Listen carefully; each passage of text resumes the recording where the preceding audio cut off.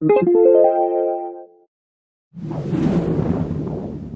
everyone, Victor Salazar here from Mixwell Events. I wanted to talk about this light here. We got two of these babies.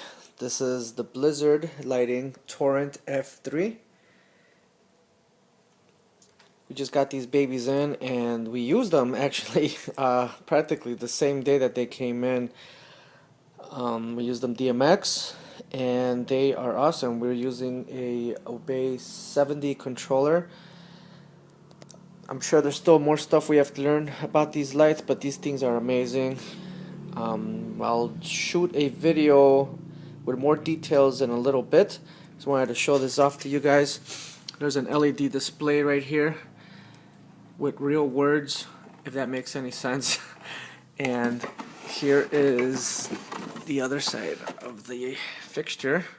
You have your DMX out, DMX in, your power switch, your fuse, and these are like speak-on cables, and this is your power cord, and this is your link. It's pretty cool. It's different. I fell in love with these instantly once I saw the video. Pretty cool lights, very bright. It is an LED source.